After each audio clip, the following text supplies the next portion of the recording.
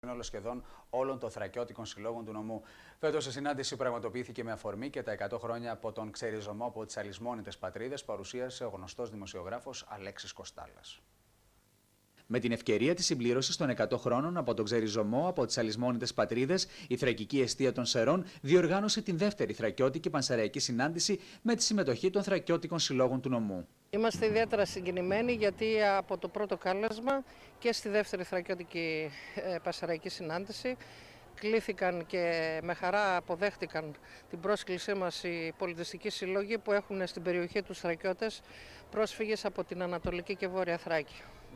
Έτσι λοιπόν 32 σύλλογοι, περίπου 850 χορευτές, 100 χοροδοί, άτομα τα οποία γυναίκες που θα παρουσιάσουν θρακιώτικες γεύσεις, κάποια ιστορικά στοιχεία, φωτογραφικό υλικό, έγγραφο υλικό που έχουν σχέση με την ιστορία της Θράκης.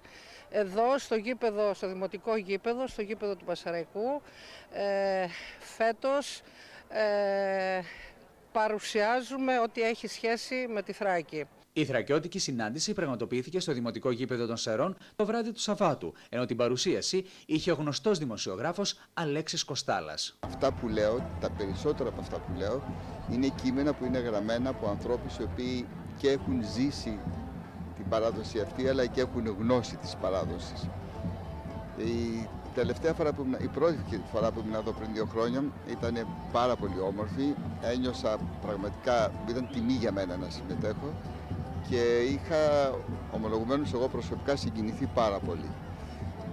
Χαίρομαι λοιπόν που ξαναβρίσκομαι εδώ και μόλις με έγινε η πρόταση φυσικά είπα ναι και εύχομαι να πάνε όλα καλά και είναι καλό να θυμόμαστε. Ένας σημαντικός άνθρωπος, ο Τάσος Λιγνάδης, έλεγε ότι οι μνήμες μας είναι η ταυτότητά μας. Αλίμονο στον άνθρωπο που ξεχνάει, που δεν έχει μνήμες. Εκατοντάδες χορευτές, χοροδοί και μέλη πολιτιστικών συλλόγων του νομού Σερών θρακιώτικης καταγωγής παρουσίασαν χορούς, τραγούδια, γεύσεις, δρόμενα και ιστορικά στοιχεία της Θράκης. Είμαστε νεοσύστατος σύλλογος, για πρώτη φορά όπως είπα συμμετέχουμε. Είναι χαρά μας, τιμή μας που συμμετέχουμε και εμείς στην θρακιώτικη αυτή συνάντηση. Πιστεύω θα έχει επιτυχία, ο καιρός θα βοηθήσει από ό,τι φαίνεται, όχι όπως στην πρώτη συνάντηση στην Ελλάδα που μας έβρεξε, ώστε να χορέψουν οι χορευτές και να το χαρούν όσοι θα παρευρεθούν στο γήπεδο. Τι θα παρουσιάσει ο σύλλογος σας εδώ? Ο σύλλογος μας παρουσιάζει υλικό, φωτογραφικό στην είσοδο του γηπέδου και διάφορα εδέσματα. Συμμετέχουμε με ένα στάντ εδώ με φωτογραφικό υλικό από τη δεκαετία του 60 και μέχρι και σήμερα, όπως επίσης και με τοπικά εδέσματα τα οποία προσφέρουμε στον κόσμο, ό,τι μπορούσαμε να φτιάξουμε εν πάση περιπτώσει και είναι χαρακτηριστικά γεύσεις από τον Εύρο.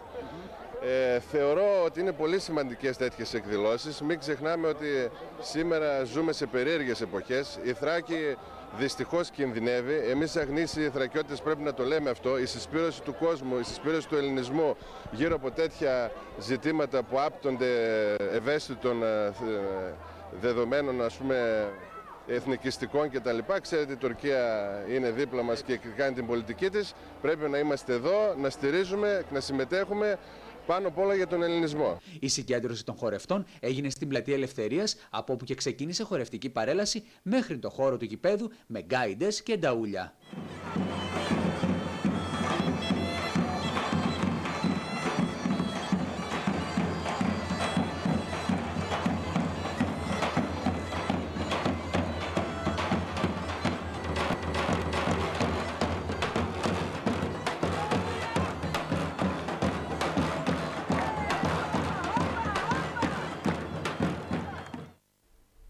Παγκόσμια ημέρα μουσικής η χθεσινή, κυρίες και κύριοι, η οποία και καθιερώθηκε το